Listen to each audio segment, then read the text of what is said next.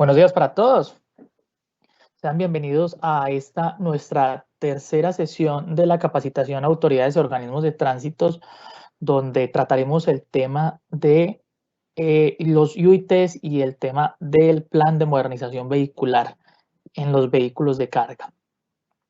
De nuevo, es un placer contar con su asistencia, tenerlos el día de hoy. En este momento solo hay 27 asistentes, pero espero que en unos cuantos minutos se unan muchas más personas. Nuevamente me presento, soy el ingeniero Cristian Ramírez Cardona de la Dirección de Promoción y Prevención de Tránsito y Transporte Terrestre y me acompañan dentro del panel de profesionales que ha dispuesto la superintendencia para acompañarlos el día de hoy en este ciclo de capacitaciones, la doctora Catherine Dimas Carreño. Doctora, un saludito a nuestra audiencia. Buenos días a todos, un placer estar con ustedes nuevamente en esta tercera jornada de capacitación. Muchas gracias, doctora, qué amable. Y también nos acompaña el doctor Cristian Camilo Rodríguez Camelo. Un saludo, mi doctor Cristian, al público. Hola, buenos días para todos. Espero que disfrutemos mucho esta capacitación y que sea de un gran aprendizaje para ustedes. Muchas gracias, mi doctor. Entonces, no siendo más, iniciaremos. Recuerden, por favor, la mecánica del espacio. Inicialmente les proyectaremos unas diapositivas con el contenido temático del día y posteriormente atenderemos inquietudes. Para aquellas personas que Dios quiera ya se hayan conectado y nos hicieron las consultas acerca del tema de comparendos, ya les tenemos respuesta, pero entonces vamos a presentar la primera parte precisamente sobre los UITs y procederemos a contestar entonces las inquietudes aquí a micrófono abierto. Bueno, entonces el tema que tenemos para el día de hoy lo dividimos en dos capítulos. Primero vamos a hablar del UIT. Para hablar del UIT, pues vamos a hablar de la resolución 3785 del 26 de mayo de 2020 y una ampliación, una adición en tiempo que le hicieron a la misma. Vamos a recordar un concepto que tenemos reciente del Ministerio sobre los UITs y les vamos a mostrar el ABC que hizo el DITRA respecto a las infracciones de 12 y relacionadas con este tema. Ya en segundo lugar, pues trataremos lo relacionado al programa de modernización de vehículos en carga. Y hablaremos sobre cuestiones como qué es ese plan, cuáles son los beneficios, cuáles son las alternativas, que son 4 alternativas, ya las trataremos al detalle, y cuál es el rol de los organismos de tránsito frente a ese plan de modernización.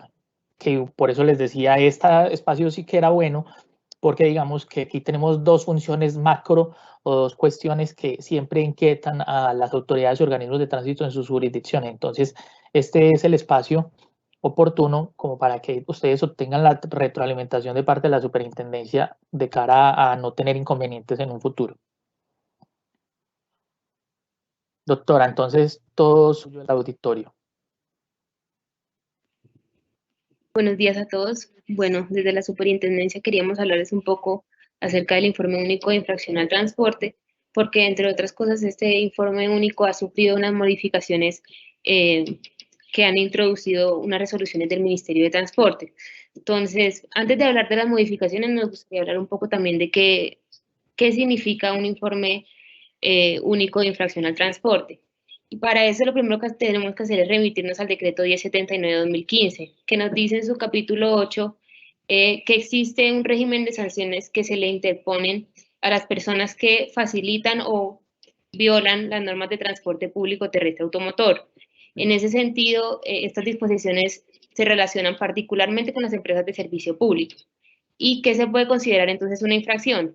Básicamente a todas las acciones o las omisiones que, como les digo, o vulneren o faciliten la vulneración de la prestación del servicio público de transporte en los términos que define la ley y en los términos en los que se ha definido también en los reglamentos propios de cada modalidad. El ámbito realmente de aplicación de los UITs se impone por las autoridades competentes, no solamente entonces a las empresas de servicio público de transporte terrestre automotor, sino también, por ejemplo, a los remitentes de carga y a los establecimientos educativos cuando cuentan ellos con vehículos propios y, como les digo, violen o faciliten la violación de las normas de transporte. Adicionalmente, también es posible, digamos que se faciliten estas violaciones por parte de los propietarios de los vehículos de servicio público, pero también por parte de los propietarios de vehículos de servicio particular que prestan un servicio público especial. Y esto pues ya no de acuerdo al capítulo 8, sino de acuerdo al capítulo 6 del decreto 1079 de 2015. Cuando hablamos de las autoridades competentes para investigar e interponer las sanciones sobre estas infracciones, vamos a tener necesariamente que señalar que en la jurisdicción nacional el competente va a ser nosotros como Superintendencia de Transporte, mientras que en las jurisdicciones tanto distrital como municipal y metropolitana lo van a hacer básicamente los alcaldes o los organismos de tránsito y transporte o las dependencias en las que estas personas deleguen esta función. En el caso de la jurisdicción metropolitana, por ejemplo, lo va a hacer la Autoridad de Transporte Metropolitana. Ahora, el IUIT es importante porque básicamente codifica y se tiene como prueba para el inicio de investigaciones administrativas correspondientes de acuerdo a la infracción. Y básicamente, entonces, cuando se considera que se está en presencia de una infracción, pues los agentes de control, digamos que lo diligencian. Esto en cuanto a la definición básica de los IUITs. Ahora, cuando hablamos de los cambios o las modificaciones que ha introducido el Ministerio de Transporte, tenemos que el año pasado, el 26 de mayo de 2020, el Ministerio expidió una resolución en la que adoptaba un formato único de infracciones al transporte. Eso tuvo, digamos que en un sentido, y fue ajustarse a las normas propias de la comunidad andina que requerían algunos cambios en el formato que veníamos implementando desde el 2003 y un formato también que se estaba implementando desde el 2019. La resolución, y digamos que en esta imagen que se encuentra a la derecha pueden ver el modelo de informe único de infracciones ajustado al formato nuevo. La resolución le permitió a las autoridades que todavía tenían remanentes o inventario de sus formatos viejos que terminaran de usar ese remanente y que lo podían usar hasta que se acabara o hasta que efectivamente se finalizara el plazo de implementación, que en principio la resolución del 26 de mayo fijó en 6 meses. Sin embargo, de igual forma, el Ministerio de Transporte, digamos que reconoció que de pronto el plazo pudo haber sido insuficiente y lo prorrogó a través de otra resolución del 27 de noviembre de 2020. En ese sentido, las autoridades tenían un plazo de un año contado desde marzo del 2020 para migrar al nuevo formato, es decir, digamos hoy que estamos a fecha de septiembre, ya deberían estar ustedes todos utilizando el formato único de infracciones nuevo y ajustado al nuevo formato. Ayer alguien preguntaba ¿cómo podía, por ejemplo, un organismo de tránsito del orden municipal adquirir los comparendos para sancionar a las empresas de servicio público? La respuesta es que en la resolución 3785, es decir, la del 26 de mayo de 2020, se señaló que básicamente, digamos, las personas a las que se deberían ajustar a este nuevo formato era básicamente la Dirección de Tránsito y Transporte de la Policía Nacional, el DITRA, o los agentes de tránsito y el DITRA cuando existiera convenio. Sin embargo, si la autoridad quiere conocer el nuevo formato, pues este está contenido en la resolución, lo pueden encontrar. Aquí el ingeniero muy amablemente nos está proyectando la resolución en la que se señala eso en su artículo 4º, y adicionalmente la resolución contiene el formato nuevo que se supone las autoridades deben descargar e imprimir para empezar a diligenciar.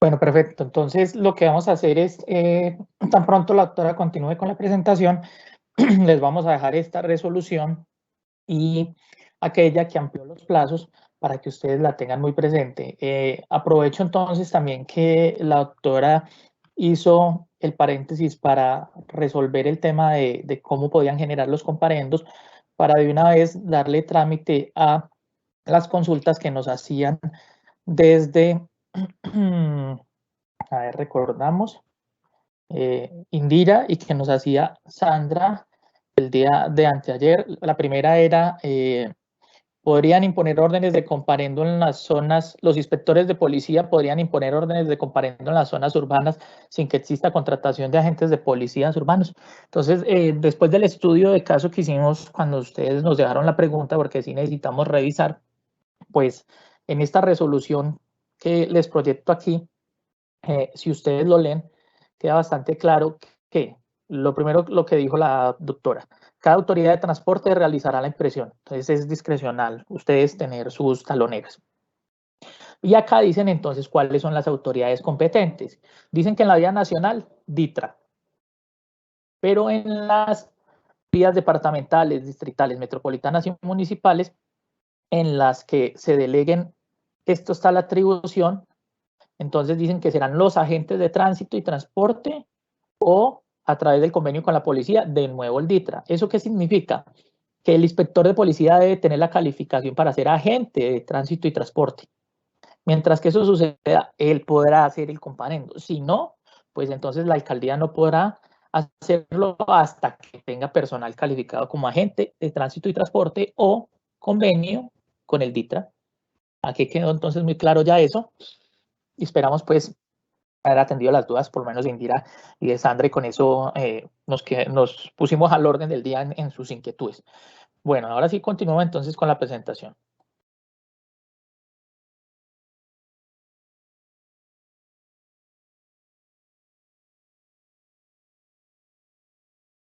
No, señor, devolvamos una última para abordar un último tema respecto a los UITs. Sí, Listo, doctora. Gracias. Entonces, bueno, algo que es importante recordar es que cuando se habla generalmente de los informes únicos de infracción, generalmente se asume que estos se destinan únicamente a las empresas que están habilitadas para prestar el servicio público, pero lo cierto es que no.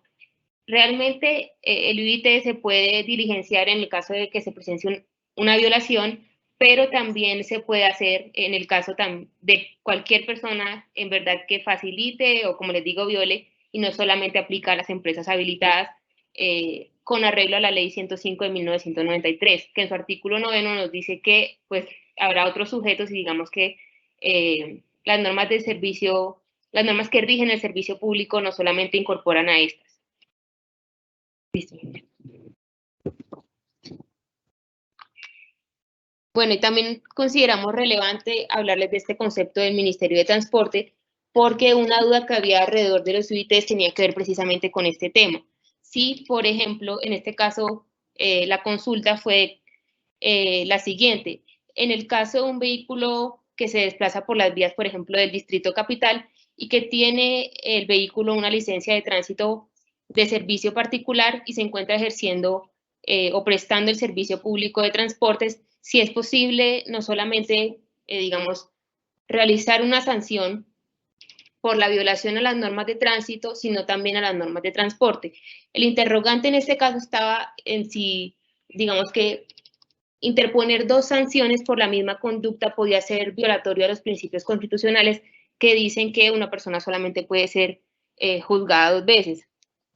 Para absolver este concepto o para resolver esta duda, el Ministerio de Transporte nos dice que efectivamente cuando se acredite que una persona está vulnerando dos normas de tránsito, digamos, una norma de tránsito y una norma de transporte, a la vez con la misma conducta no existe ninguna exclusión, es decir, se puede diligenciar el formato único de infracciones al transporte, pero además se puede, digamos que, imponer una sanción por la violación a las normas de tránsito. En este caso, por ejemplo, sería o se podría imponer una norma de acuerdo con la infracción de 2. Yo creo que les podemos dejar este concepto también para su consulta. Y finalmente tenemos también este ABC del DITRA que nos aclara esto, que mañana vamos a ver también a más profundidad, y es que efectivamente se pueden, a una misma conducta pueden, digamos, generar una violación a los dos regímenes. Y en este caso, por ejemplo, tenemos que la conducta de 12 nos dice que conducir un vehículo sin la debida autorización y destinarlo a un servicio diferente de aquel para el cual se tiene la licencia de tránsito puede ser una conducta violatoria del régimen de tránsito. En este caso también pues nos dice el DITRA, o digamos que nos aclara un poco el tema de la inmovilización de vehículos, cuando nos dice que en su artículo 49 se dispone que cuando se compruebe que el equipo no reúne las condiciones técnico-mecánicas, este puede ser inmovilizado. De igual forma, este formato del DITRA también nos aclara, digamos, la aplicación que podría hacerse de las normas de tránsito en cuanto a la infracción H03, cuando nos dice que el conductor, el pasajero o el peatón que obstaculice o perjudique poniendo en riesgo a las personas o las cosas en la vía, podrá también ser objeto de sanción. Y finalmente, respecto al informe único de infracciones al transporte, nos dice que no solamente facultativamente, sino es deber de la autoridad que está diligenciando el formato, digamos que esclarecer si esto se está haciendo a través de una plataforma tecnológica y que si esta violación se está presentando a través de esa plataforma. Como les digo, esto también se los vamos a dejar para su consulta.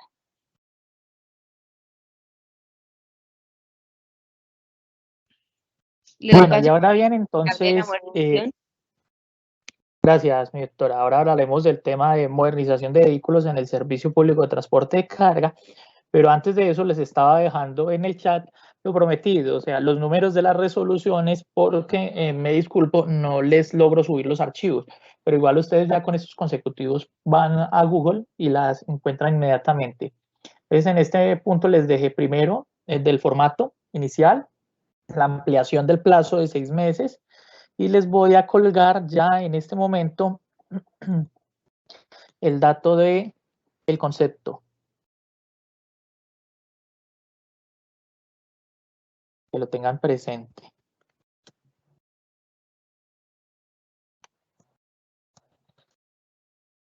Listo.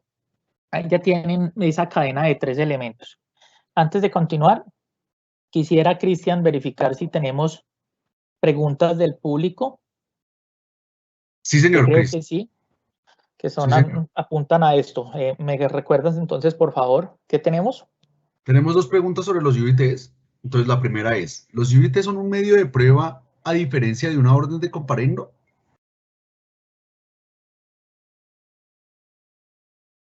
Mi doctora Catherine, estoy en sus manos. Sí, señor. Digamos que los UITs tienen como un medio de prueba. En este caso, por ejemplo, cuando se interponen en las vías nacionales, la Superintendencia de Transporte conoce de ellos para iniciar las investigaciones administrativas correspondientes, pero yo no diría que la orden de comparendo no constituye efectivamente una orden de prueba. El tema es que, digamos, la diferencia que existe entre los regímenes de tránsito y transporte, digamos que de cierto modo, es diferente en el sentido en el que el UIT, digamos que sí se remite de una forma inmediata a la autoridad competente para que ésta conozca y, digamos, pueda, por ejemplo, evaluar los requisitos de habilitación de las empresas que prestan el servicio público de transporte, por ejemplo. En este caso, entonces, se evaluará si es correspondiente iniciar una investigación administrativa.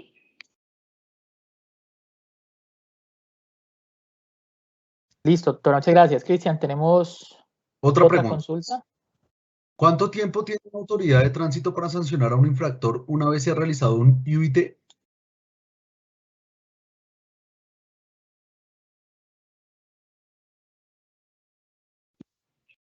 Yo diría que estas reglas se siguen por lo contenido en el Código de Procedimiento Administrativo, CEPACA, que nos señala en su artículo 54 que existe una caducidad para abrir una investigación administrativa. Entonces, si las averiguaciones preliminares no llevan a nada, me parece que el término sería de 3 años. Perfecto, muchas gracias. Sí, es como la regla general, eso es cierto. Ahí complemento a la doctora. Como son procesos administrativos, entonces normalmente se acogen a esa regla. 3 años prescriben si no se ha hecho efectivo. Y por acá tengo una pregunta relacionada con qué ocurre si el UIT es diligenciado de manera incorrecta por la autoridad de tránsito, doctora. ¿Sería nulo?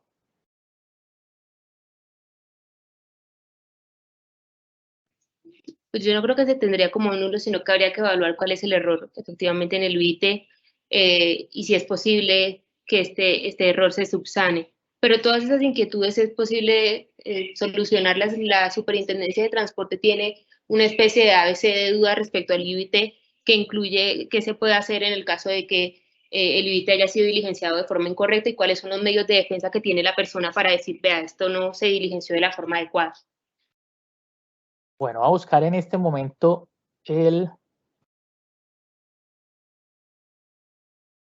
esas preguntas, que es las preguntas frecuentes, el capítulo de los UITs, y les voy a dejar precisamente el link en el chat. Mientras tanto, Cristian, creo que hay una pregunta más, por favor. Sí, señor Cristian. Tenemos otra. Si un vehículo de servicio público especial es sorprendido dentro del municipio por transportar pasajeros sin el contrato debido, ¿qué multa se le debe imponer si no se tiene comparenderas para el transporte y el código de 12 es para un servicio para el que no fue autorizado y para este caso particular él se encuentra autorizado para ese servicio?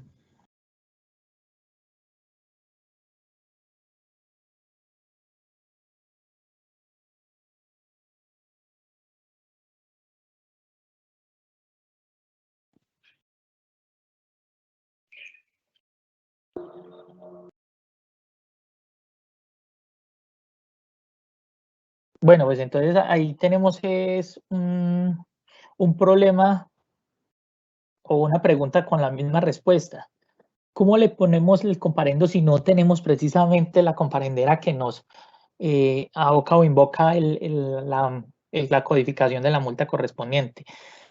Pues el tema aquí es que deben tener las comparenderas, porque les contamos que ya hace bastante tiempo, hace meses atrás se cumplió el plazo para que las tengan y no existe ninguna situación particular como que ustedes necesitan a ir a alguna organización específica para que les genere los formatos. No, es discrecional de la autoridad si tiene agentes de tránsito y de las direcciones o de las partículas que tenemos regadas en el país del DITRA que impriman esos formatos y los tengan siempre a la mano para cuando necesiten hacer este tipo de cosas, porque precisamente a ese tipo de cosas es que los llamamos, a que nos ayuden a regular las irregularidades, y esto sería una informalidad en el servicio.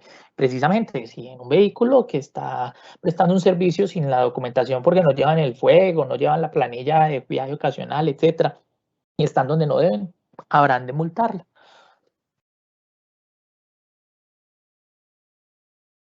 Bueno, por acá veo también que dejaron como una inquietud sobre cómo se puede obtener las grabaciones de las sesiones anteriores.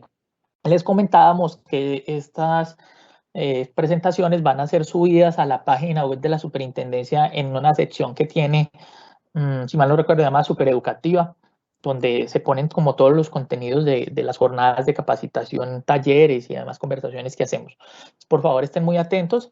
Igual, así como se hizo la publicidad en redes sociales del evento, también haremos la propaganda quedan las evidencias para que ustedes las puedan consultar. ¿Alguna otra pregunta? Creo que sí hay más preguntas, Cris, para que me Sí, ayude. señor. Tenemos otras. Entonces, después de estas las grabaciones tenemos... Uy, ya están escribiendo varias. Si el UIT constituye un medio de prueba, ¿qué sentido Vamos a contestar en este momento 2 preguntas más y continuamos con los contenidos porque tenemos que avanzar.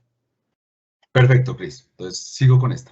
Si el UIT constituye un medio de prueba, ¿qué sentido tiene abrir una investigación y permitirle al presunto infractor solicitar pruebas y controvertir lo manifestado en el UIT?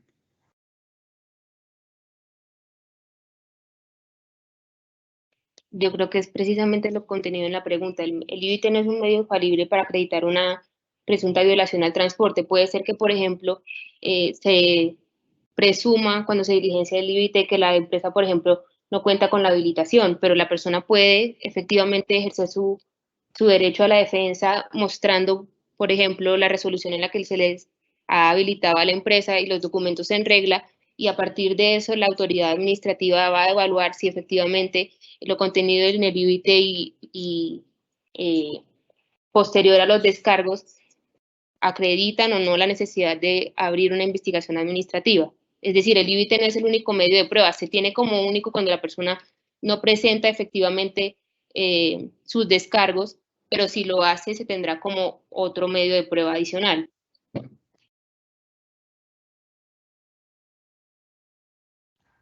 Gracias, doctora Catherine. Y la siguiente pregunta, y con la que cerramos en este momento el ciclo de preguntas y ahorita continuamos al final, ¿cómo se diligencia el IUIT en caso de varias faltas al transporte? Esta pregunta es relacionada con la de ayer, pero nos dicen que solo la policía de carreteras es a quien se le asigna. Eso entendí con la respuesta anterior, indica la persona.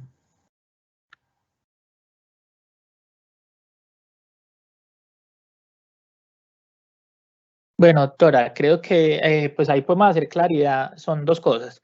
Creo que de pronto nos reunieron dos temas. El tema del formato, si necesitan colocar distintas codificaciones, pues habrá forma de marcarlas, porque así viene el formato. Y si es una misma que tiene diferentes tipologías o tipificaciones para la misma, por ejemplo, digamos del D12, son varias cosas las que nos lleva el vehículo, hay una casilla de observaciones, donde entonces se coloca la tipología y abajo se describe entonces cuáles son las situaciones que llevaron de diferente manera a lo mismo, al mismo tipo de sanción. Eso pues acerca del formato con los diferentes tipos de sanciones. No me imagino un vehículo con demasiadas sanciones que obliguen a hacer muchos formatos. Esperemos que no. Si es así, es un peligro que esté andando. Me imagino que puede tener 2, 3 y eso se puede manejar entonces en la misma hoja. Y la otra cuestión creo que se refiere a que si solamente los agentes como tal pueden hacerlo.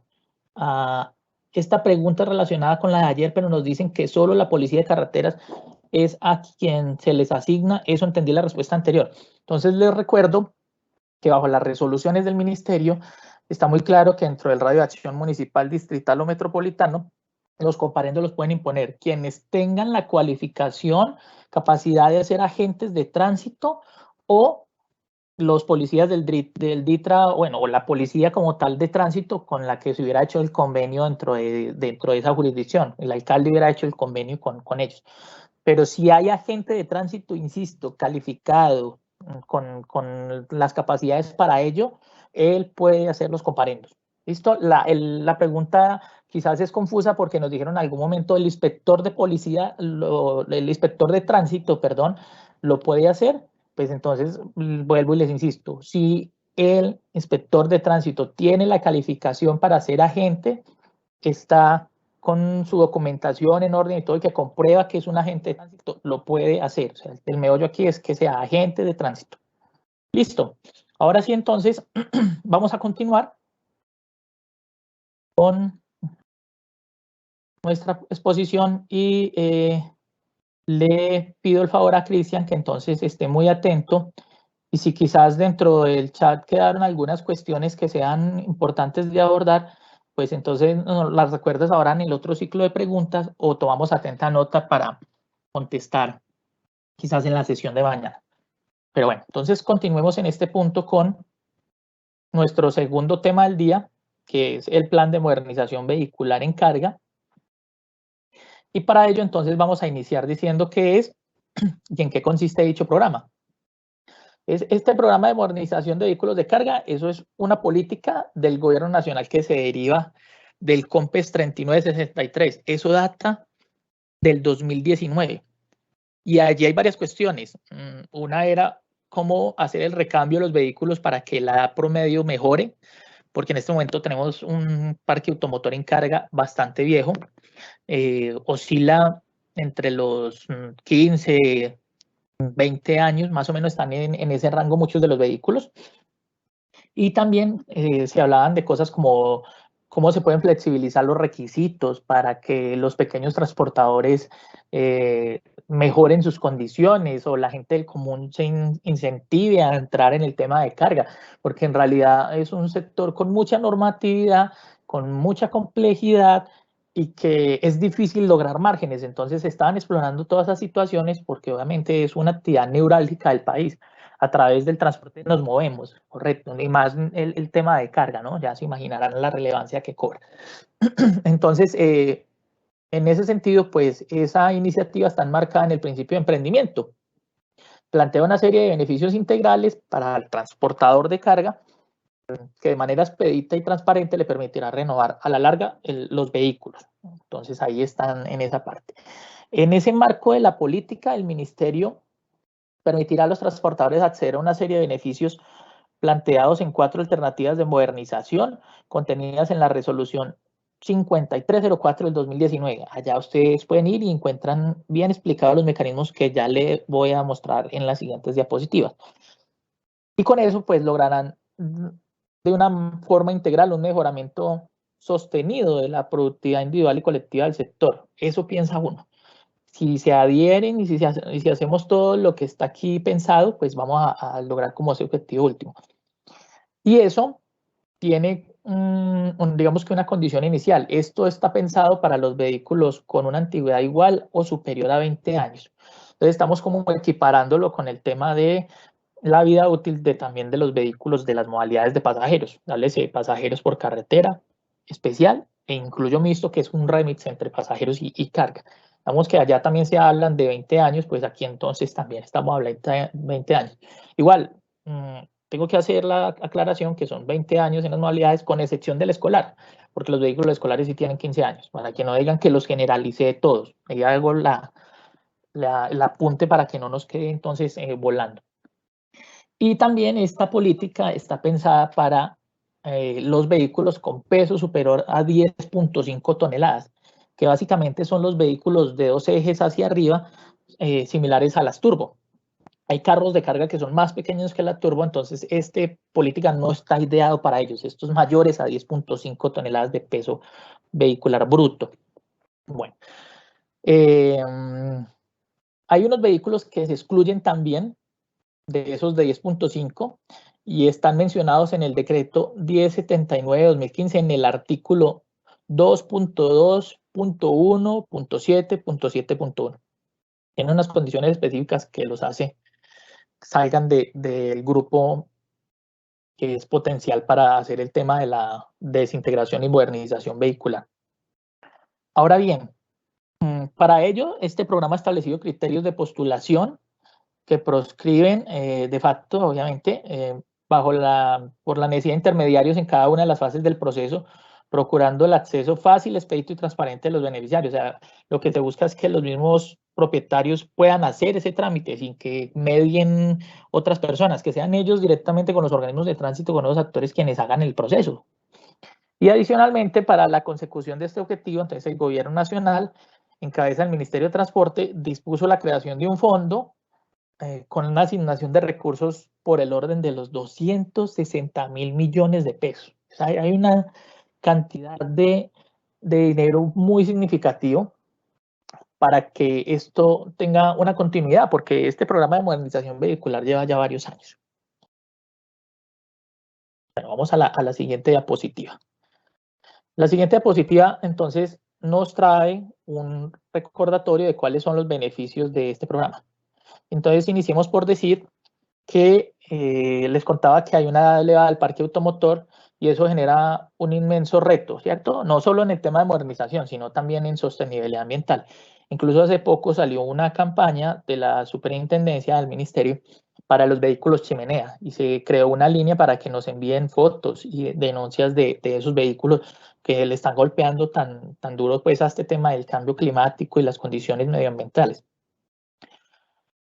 Y en ese orden de ideas, pues el programa busca propiciar la modernización competitiva y el emprendimiento generando unos incentivos económicos, tributarios y financieros para que se modifiquen o para que se pongan vehículos nuevos en las vías.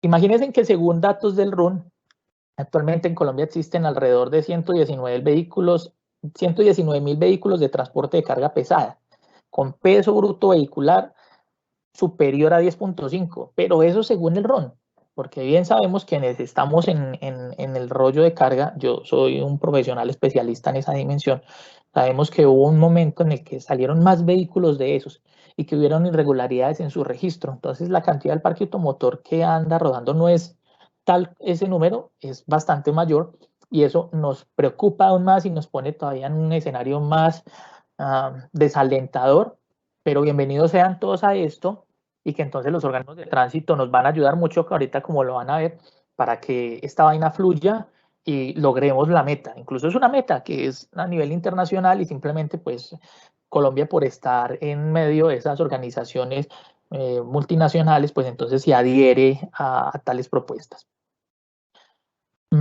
De esos 119.000 vehículos, algo menos de la mitad, 51.000, tienen más de 20 años de antigüedad. Y esos en su mayoría son de pequeños propietarios. Recuerdo que pequeños propietarios son aquellos que no tienen más de 2 vehículos. Este programa también, lo que les decía, reducir el impacto negativo de las emisiones de CO2, que esos son los gases del efecto invernadero, y contribuir a la mejora de la calidad del aire acerca del material particulado, por sus siglas PM. También esperamos mejorar la productividad y contribuir a la reducción de la siniestrabilidad vial, porque los vehículos van a incorporar más tecnologías, evitando fallas mecánicas, y van a ser más ágiles para moverse dentro de los corredores viales. Pues esta mejora de productividad se verá sustentada debido a 3 fenómenos. Primero, los vehículos nuevos con los que contarán los transportadores de carga tendrán diseños aerodinámicos que reducirán el uso anual de combustibles. Las nuevas tecnologías nos ayudan a que esos vehículos consuman menos gasolina, y más en estas topografías tan complicadas. Alrededor de 2.000 galones. Eso en un año representa más o menos 18 millones. Esas son las estimaciones. Aprovecho para indicar que esto es material traído de análisis hechos por el Ministerio de Transporte. Entonces, a ellos les damos el crédito y les agradecemos mucho. En segundo lugar, lograremos una reducción básicamente de ese material que hace el efecto de invernadero en 20 toneladas. O sea, vamos a tener 20 toneladas menos de emisiones en el aire, un aire más puro lo vamos a tener gracias a esa modernización, o así se estima. Y en tercer lugar, al incorporar esos vehículos nuevos, también se reduce ese peso bruto vehicular en más o menos un promedio de 1.4 toneladas. Entonces, eso representa también un ahorro en combustibles de 511 galones, perdón, más o menos en el año, que son como 4.600.000 pesos al precio del combustible que estaba hace un par de meses. Igual, pues eso también conlleva ahorrar un poco en el desgaste de llantas, en el desgaste de las carrocerías. Ese 1.4 siempre es un margen interesante para ayudar a los vehículos a transitar de mejor manera. Y por último, de acuerdo al Banco Internacional de Desarrollo en México, un estudio realizado por ellos, esos costos de operación de un vehículo de carga de más de 20 años de antigüedad respecto a un vehículo nuevo es aproximadamente 9 veces. Imagínense, o sea, usted un carro nuevo le deja 9 veces más utilidad que un carro con más de 20 años. Entonces es muy, muy interesante que los pequeños propietarios o aquellos que no hacen parte del sector se animen a ingresar a este sector, porque sí generan margen. Para un vehículo viejo es muy difícil generar margen, entonces qué bueno que todos tuvieran vehículos nuevos. Y pasemos a hablar entonces de las 4 alternativas. Les decía que el programa tiene unas opciones. Veamos entonces cuál es cada una de ellas. La primera opción es un reconocimiento económico del 100%. Esta primera opción está dirigida a todos los propietarios de vehículos de carga que tomen la decisión y opten por salir voluntariamente al mercado. Son los que dicen, voy a sacar mi carro y voy a pedir una plata. Aquí deben desintegrar el vehículo, van y lo llevan a una entidad desintegradora, tienen un procedimiento que deben hacer. Ahorita les muestro al detalle ese procedimiento. Y van después al organismo de tránsito, cancelan la matrícula y reclaman un dinero. Para eso, los vehículos deben cumplir con las condiciones. Deben tener una antigüedad igual o mayor a 20 años, debieron haber tenido SOAT y revisión tecnomecánica por lo menos 3 años durante los últimos 5, desde que fueron y dijeron me quiero postular para obtener el reconocimiento económico. Entonces, con esta opción, el propietario podrá acceder al 100% del reconocimiento según los valores publicados por el Ministerio de Transporte. Y aquí ustedes ya comienzan a ver por qué los organismos de tránsito tienen relevancia, porque la postulación se hace en el organismo de tránsito donde se registró el vehículo y ante la dirección territorial del ministerio para que comiencen a verificar si tienen el presupuesto y todo lo demás. Tenemos una segunda opción, que es del reconocimiento del 50% y una renovación de un vehículo nuevo con una exención en el IVA. Está dirigida también a propietarios de vehículos de servicio público que deseen continuar en el sector transporte y quieran tener un automotor nuevo. Para ello, pues el vehículo que van a desintegrar, de nuevo, debe tener más de 20 años, debe de nuevo también tener SOAD y la revisión tecnomecánica 3 años durante los últimos 5 a la fecha de la postulación, y este propietario tendrá la opción de desintegrar y comprar el vehículo nuevo. Al desintegrar, tendrá un beneficio económico y podrá contar con la excepción en el IVA del 19% cuando compra el vehículo. Entonces, en este no le dan el 100%, lo que hacen es, va y convierte el vehículo en chatarra, le dan un 50% del reconocimiento del fondo y después le dicen, bueno, el vehículo nuevo ingresa y le vamos a quitar el IVA del 19%. Tienen un ahorro ahí de ambas partes. De nuevo les recuerdo que como es para pequeños propietarios, es para que ellos tengan hasta 2 vehículos. La tercera opción, que la tienen ahí en la diapositiva mano izquierda.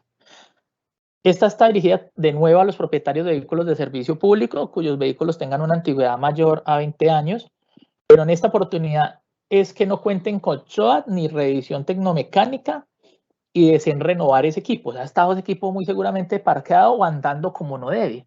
Y si cumplen esos requisitos, el propietario tendrá un beneficio económico para salir voluntariamente del mercado. Le van a dar un dinero por eso, por hacernos el favor de no estar corriendo riesgos con ese vehículo que está por ahí.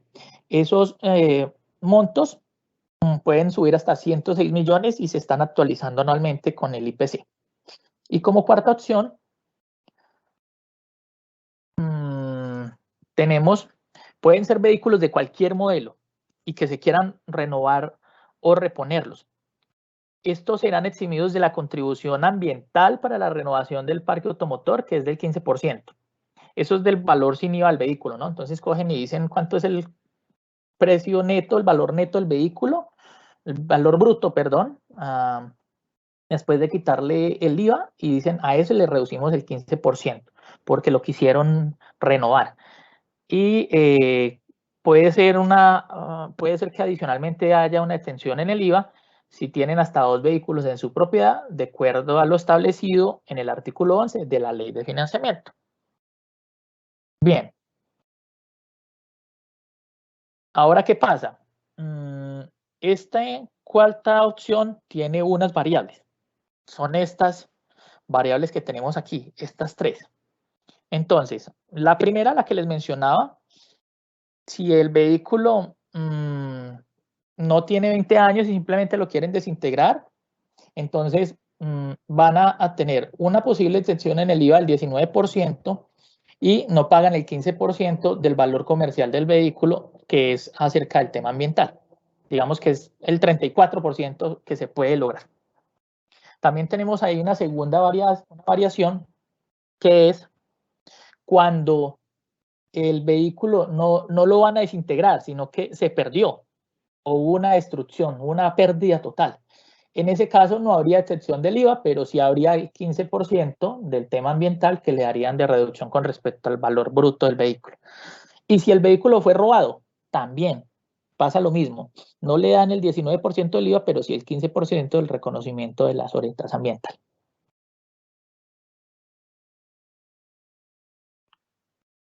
Siguiente punto entonces de nuestra presentación, que es el tema de las etapas para poder lograr esa ejecución adecuada del programa de modernización vehicular. Y acá, este punto lo llamamos el rol de los organismos de tránsito porque es a través de ellos que vamos a poder lograr este proceso. Entonces aquí mucho cuidado, quienes nos acompañan que hagan parte de los organismos de tránsito y de aquellas autoridades que tengan organismos de tránsito a su cargo, para que vean cómo pueden ayudar para que esos vehículos chimenea, estartalados, peligrosos que andan dentro de sus jurisdicciones, pasen a ser vehículos nuevos, ayudando a sus pequeños propietarios, a los pequeños transportadores. Entonces vamos a tener 3 etapas. Vamos a tener una etapa de postulación y validación, una etapa de desintegración y vamos a tener una etapa de materialización. Esas 3 etapas constan de 9 pasos y, como les decía, es vital la intervención del organismo de tránsito. Entonces, iniciemos. Los recuadros rojos son los pasos y esta completa la diapositiva, es la primera etapa. Entonces, en esa primera etapa de postulación y validación vamos a tener ¿Cuál es el primer paso? Vamos y postulamos el vehículo a través del RUN y diligenciamos el formulario escogiendo una de las 4 alternativas que previamente les indiqué. Esta plataforma, o en su efecto pues el Ministerio de Transporte, evalúa con base en el artículo 11 de la resolución 5304, que es donde les dije que están las condiciones y requerimientos. Y ahí me dice, ¿apruebo o no apruebo? Si no apruebo, lo que hace es que me impide la postulación y me indica las razones, a mí, como el hipotético propietario que fue y hice la solicitud. Eso para que yo pueda conocer cómo debo hacer una nueva postulación. O sea, debo esforzarme porque pase de una sola, porque si no me toca volver a postularme y volver a presentar una documentación. Si el sistema me lo impide, pues entonces me toca como aquí vea, de una sola apareció el organismo de tránsito, como se debe, como me lo pide la norma. Debo ir al organismo de tránsito para corroborar cuál fue la inconsistencia en la información contenida en el RUN y si las características técnicas y la identificación del vehículo están bien. Puede ser que haya un problema con los datos que hay en la carpeta, porque puede ser que lo que esté en el RUN no sea en realidad la información correcta que sea en la carpeta, me hayan cargado un dato mal y por eso me esté mostrando una inconsistencia. Muy seguramente tenga que ir al organismo de tránsito y decirle, venga, me cargaron mal el peso bruto, por favor, corríjamelo, por favor. O el propietario es Pedro Andrés Marín, no Pedro Andrés Martínez, algo así. Ese tipo de errores que pueden ser solo tipográficos, pues ahí entra el organismo de tránsito para que nos ayude. Y si se aprueba, ahora vámonos por esta vertiente, del lado si se aprueba, ahí sí vamos al segundo paso, donde este sistema RUN me asigna un número de identificación como una cédula para ese vehículo que está postulado a través del formulario con el cual hice la presentación y me informa en el sistema diciéndome solicitud exitosa. Una vez esa solicitud es exitosa, pues hay una asignación presupuestal, ¿no? Que viene en cabeza del ministerio, del Fondo de Modernización. Y ese valor se reserva para el reconocimiento económico más adelante, que ya saben que puede ser del 100, puede ser del 50 más el IVA, puede ser del IVA más el 15 o el 15, básicamente como para que recuerden los números. Y así ya aparece este estado, disponibilidad existente, le aparece allá en el RUN a la persona. A quien esté realizando esto en el organismo de tránsito le interesan mucho tener estos estados claros para que cuando vaya el propietario a hacerle la consulta cómo va, pues le pueda decir, o si no, pues el mismo propietario puede consultarlo.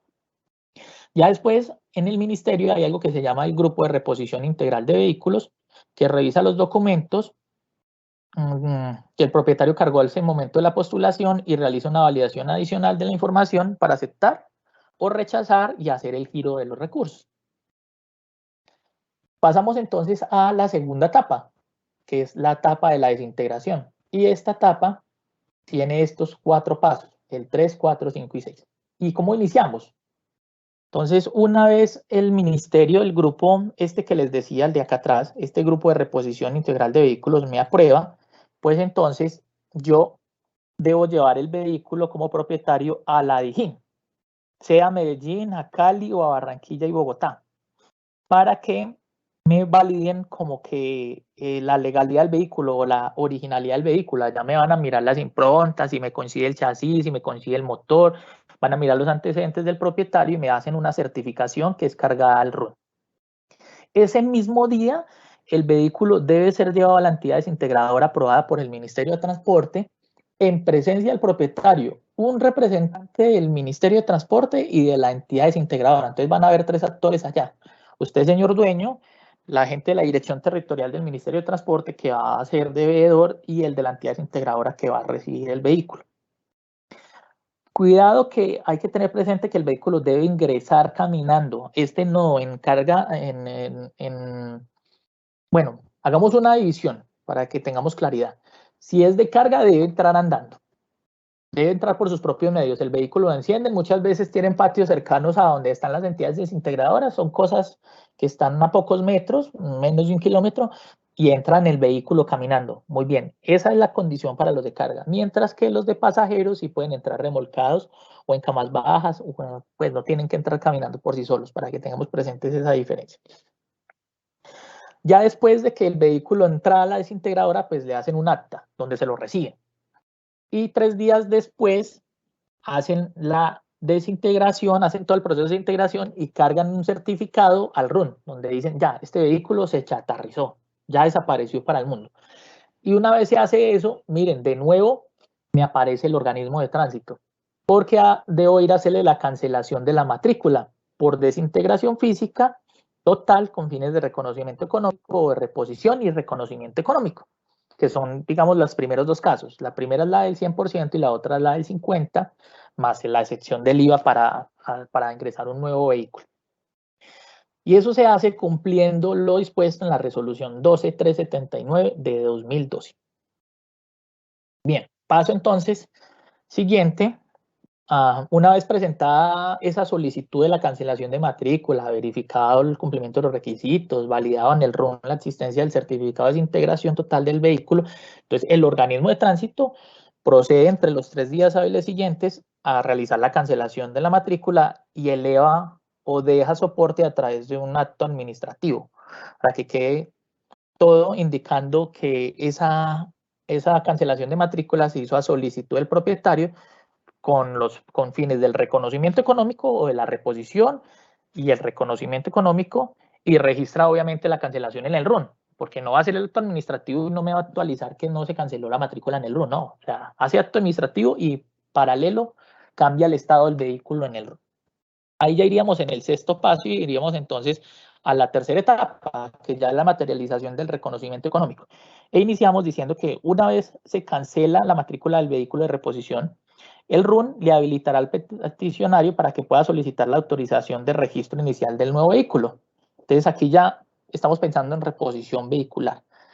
Se ingresa la información y en 3 días el ministerio valida a través del RUN que el vehículo a reponer cuenta con certificado de integración física total, la matrícula cancelada, porque recuerden que particularmente en el servicio de carga sale uno y entra uno, y eso se trata de hacer de las demás modalidades como para poder mantener un control del parque automotor que anda en el país. Conocemos bien el tema del derecho al trabajo, etcétera, pero también pues tenemos unas limitaciones ambientales, viales, para poder manejar la oferta y la demanda, y eso pues obedece como a esas reglas lógicas de que nos están cuidando, o sea, ayudémonos también a que nos cuiden, no seamos de pronto tan negativos a decir, no, es que nos mantienen ahora reprimidos, ni siquiera podemos trabajar. No, esto obedece a unas cuestiones superiores que uno puede llegar a comprender si se sienta juicioso a analizar el asunto. Bueno, entonces ya tenemos todo eso, vehículo desintegrado, cancelado. Ahora voy y miro las características técnicas de identificación del vehículo nuevo, que me concuerden con las consignadas en el RUN por los importadores, ensambladores, y que esas fichas de homologación tengan todos los datos, o sea, todo esté en orden. Básicamente, eso me da garantía de que en el organismo de tránsito, cuando me llevaron todos los documentos del vehículo nuevo, fueron bien revisados y están lísticos en la carpeta para cuando yo los necesite. Incluso recuerden que hay una normatividad específica donde le dicen al organismo de tránsito ahora con todo este rollo de los vehículos que presentan omisiones en su registro inicial, para que ellos en cierto tiempo hagan las correcciones necesarias. Y si no, le deben certificar a la superintendencia que no pudieron hacerlo. Y eso es un indicio de que están fallando a la norma que mencioné aquí, a la resolución 12379, porque no están llevando adecuadamente los vehículos, las matrículas de los vehículos. Entonces miren lo relevante, por eso es tan importante este punto para el organismo. Pendejamente pueden ser sancionados porque se equivocaron o no están llevando bien los documentos de las matrículas iniciales de los vehículos. Entonces, mucho cuidado con eso. Bien, ya una vez válida esa información, pues se hace una autorización del registro del vehículo nuevo, y eso se hace dentro de 3 días siguientes a haber validado la información. Entonces, retomo, me devuelvo porque a veces estos términos los enredan. Una vez me dicen que sí puedo reponer el vehículo, me habilita al peticionario para que pueda solicitar la autorización. Entonces, ese propietario viene y me solicita que quiere ingresar un nuevo vehículo, y a los 3 días el ministerio valida la información, y después de que me valida la información, tiene otros días para emitirme la autorización. ¿Listo? Entonces, en este paso van 6 días. Y llegamos al último, al 9º paso.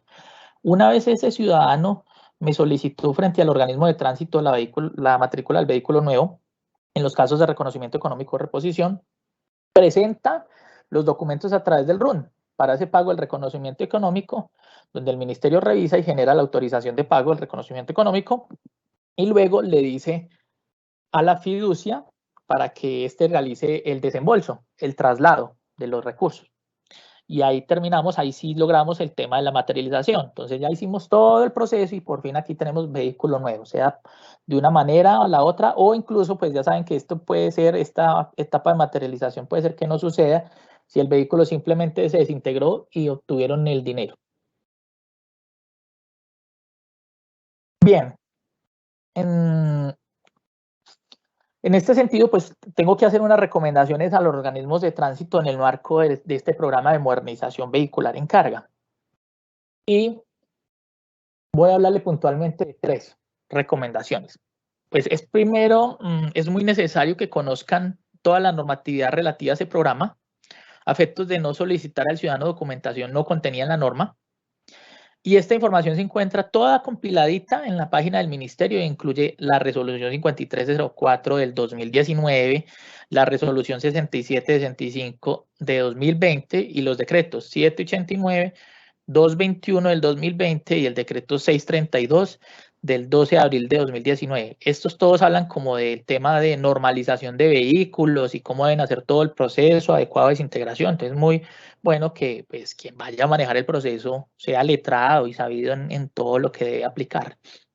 Segunda recomendación, recuerden que algunos de los pilares de este programa son la diligencia y la celeridad. De ahí que deban sujetarse a los plazos. Eso aquí se los puse, juicioso. Aquí le puse todos los términos, porque son los mismos que están en la norma y se deben cumplir.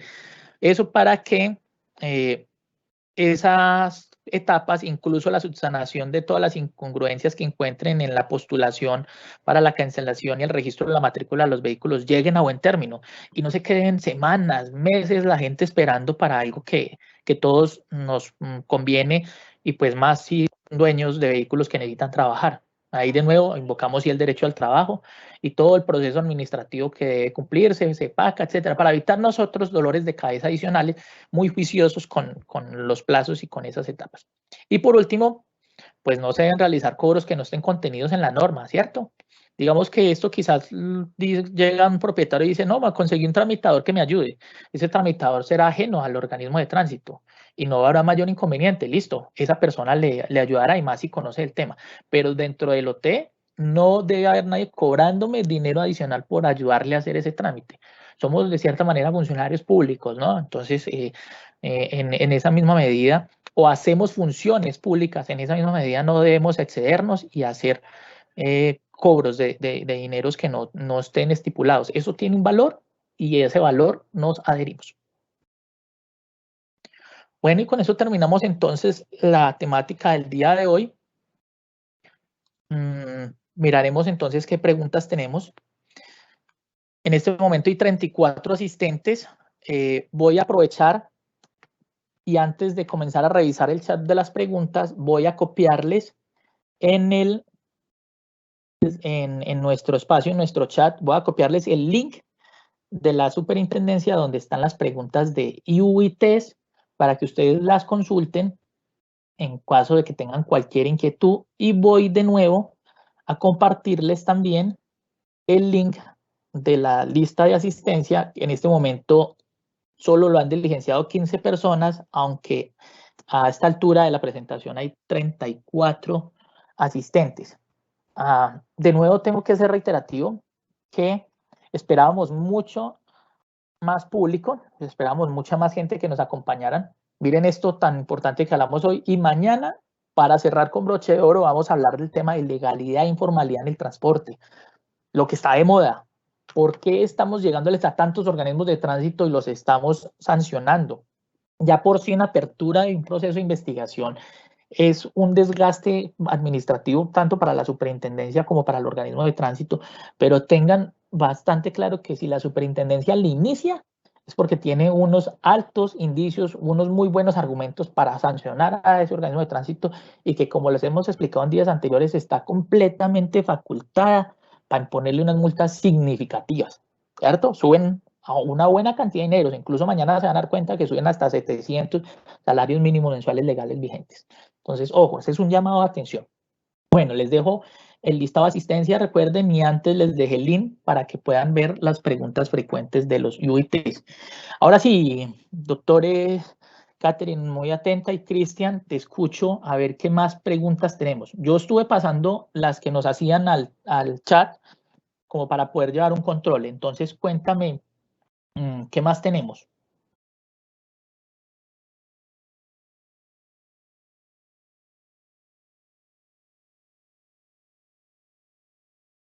Cristian, ¿estás ahí?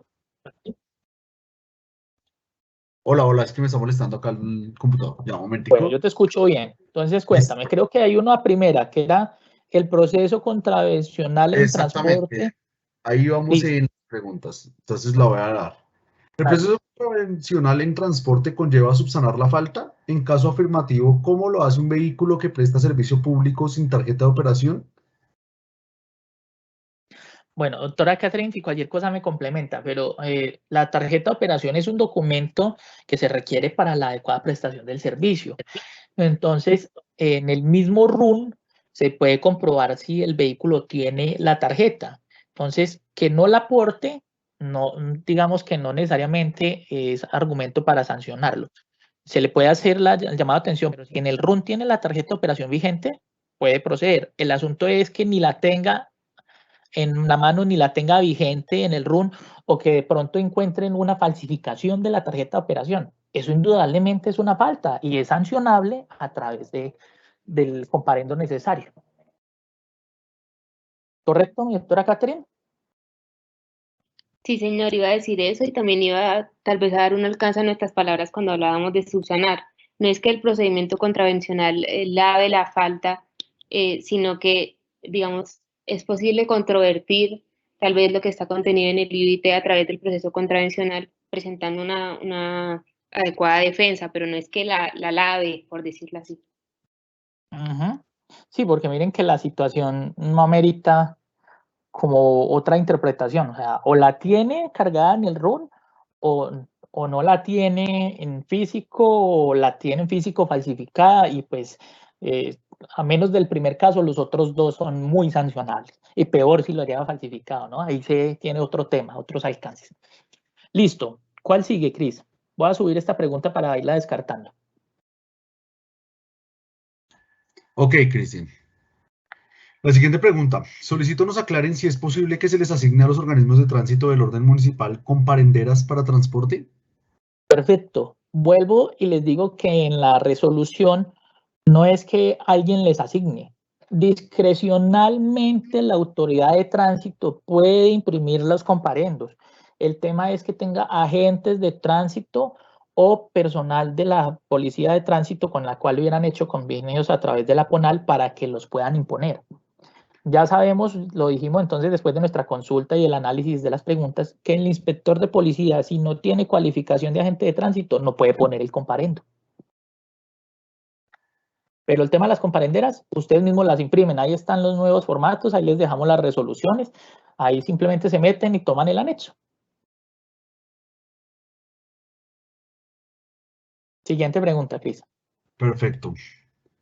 ¿Qué procedimiento debe seguirse para sancionar a un presunto infractor con ocasión a UIT y qué criterios deben seguirse para determinar el valor de la multa o sanción?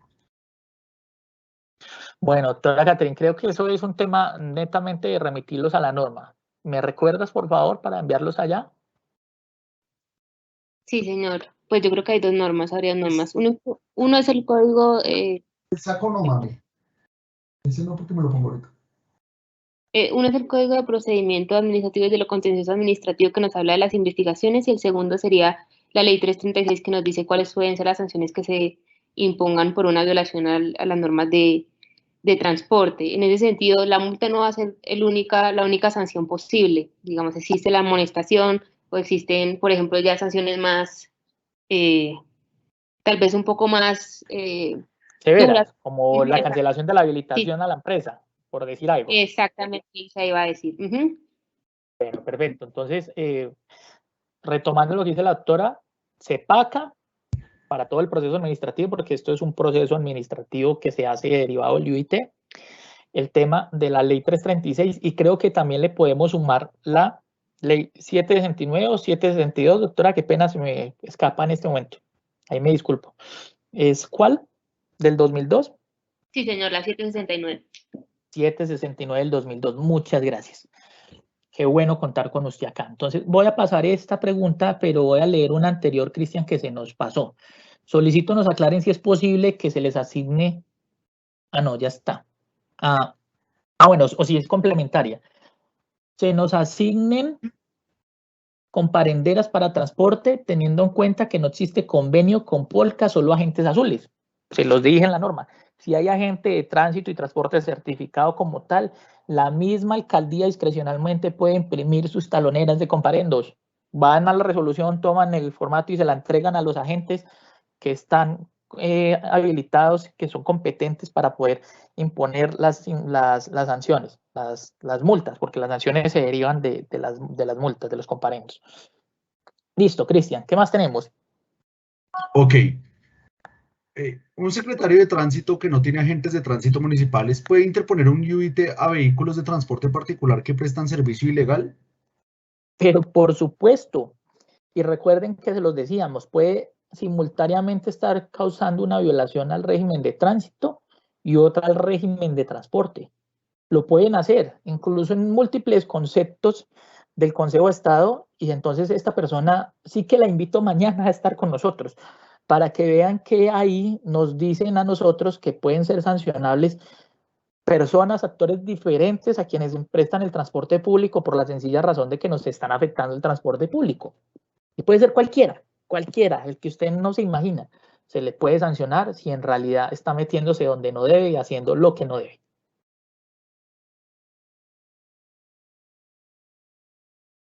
Perfecto, Cristian. La siguiente pregunta es, ¿el proceso contravencional en transporte conlleva subsanar la falta? En caso afirmativo, ¿cómo lo hace un vehículo que presta servicio público sin tarjeta de operación?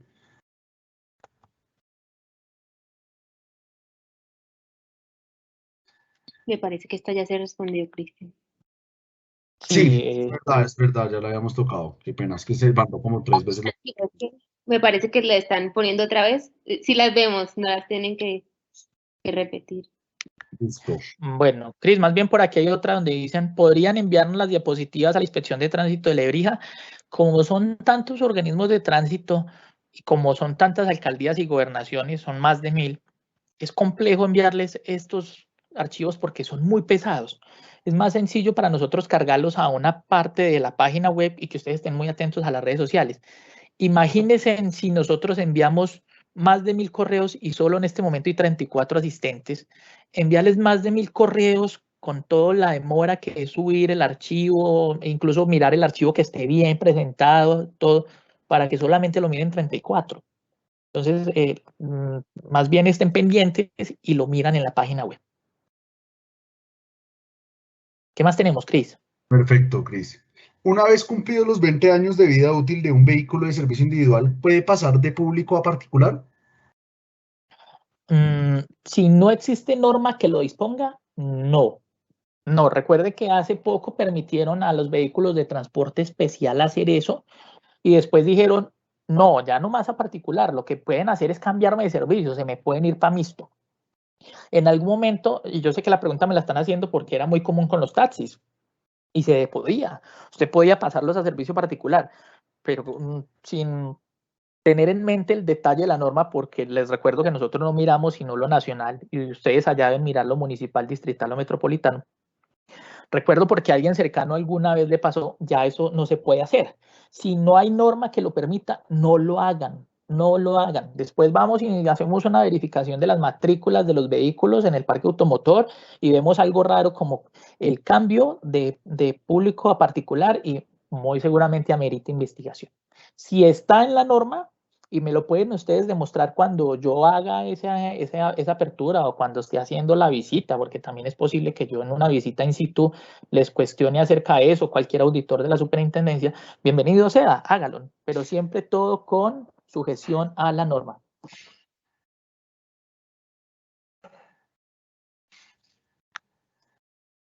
Perfecto, Cristian. ¿Cuál sería la sanción a imponer a un taxista que opera fuera de su radio de acción? Eso es una prestación de servicio no autorizado. y está tipificada, ¿no? Pues, yo tengo mi lugar restringido y me resultó que la persona no me sacó el conduce para salir de la región. No sé, vuelvo y les digo, soy cafetero, está en Manizales y me resultó que estaba prestando el servicio en Pereira. Pues habrá una sanción porque debería estar en Manizales. Ok. Hay una pregunta que se relacionó con una respuesta que tuviste frente al proceso contravencional. Dice, pero los márgenes que da la ley para las sanciones monetarias son muy amplios. ¿Cómo hacer para determinar correctamente la sanción a imponer?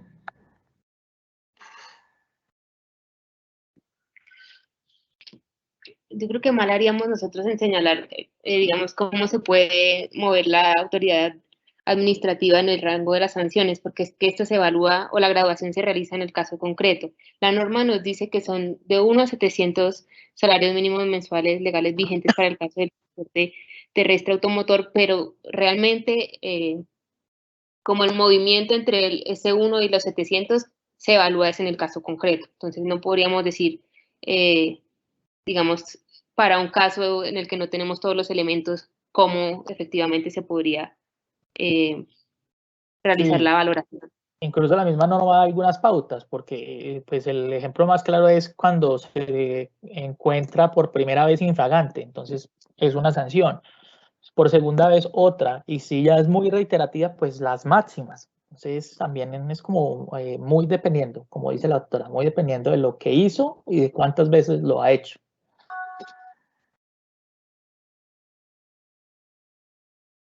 Listo, tenemos otra pregunta.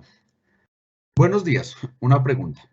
Se realiza un traslado de registro inicial de un vehículo de carga a otro organismo de tránsito y este presenta una o varias omisiones o datos errados en el RUNT.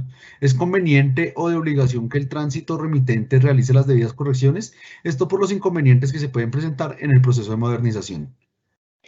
Bueno, les recuerdo que así como el tema de todo este proceso de modernización que tiene varios decretos y varias normas que lo regulan, el tema de la normalización de los vehículos también tiene unas obligaciones estipuladas en resoluciones y esas obligaciones recaen sobre los organismos de tránsito.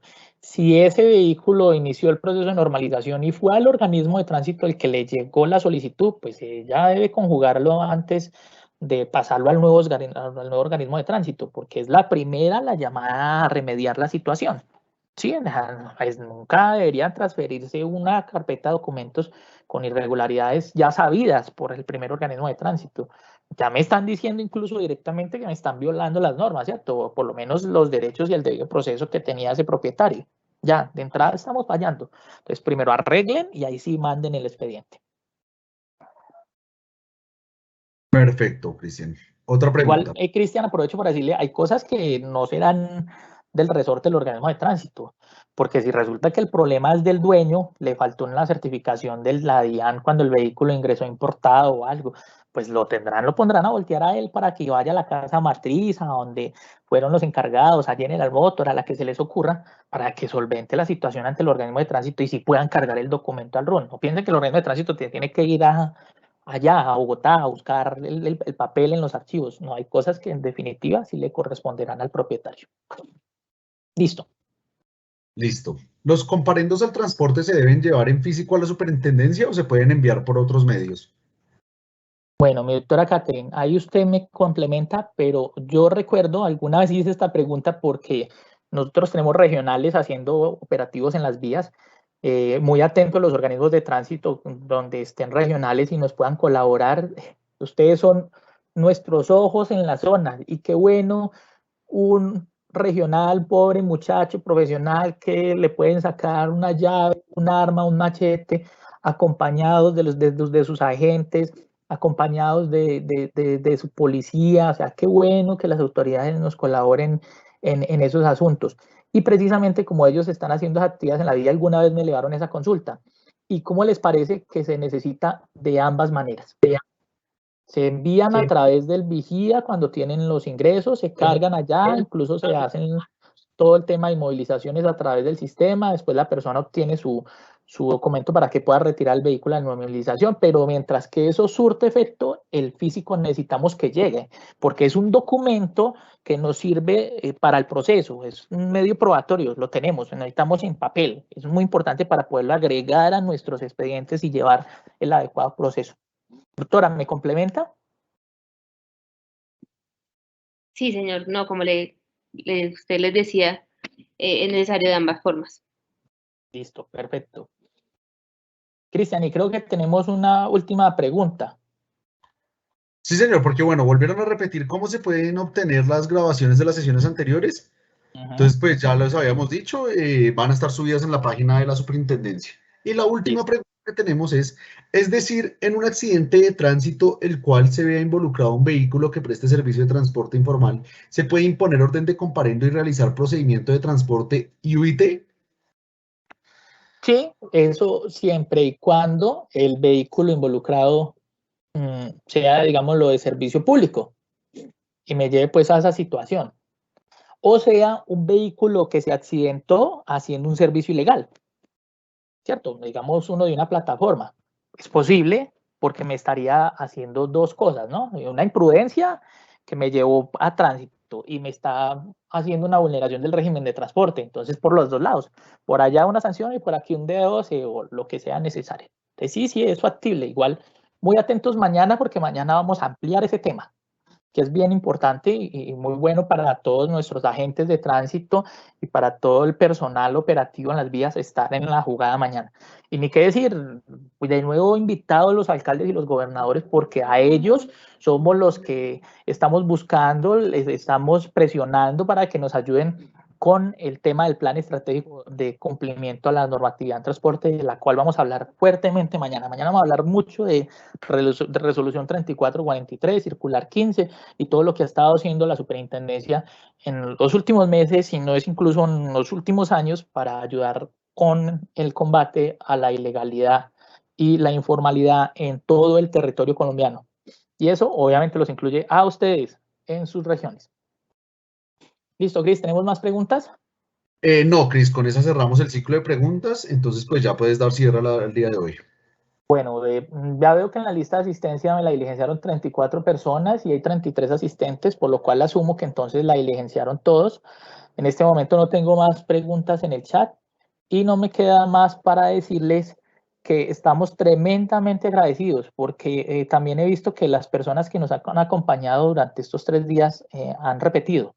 Entonces, qué bueno ustedes tenerlos acá y ver que en realidad quienes iniciaron les ha gustado o asumo que les ha gustado el contenido y quieren seguir en el hilo hasta el día de mañana.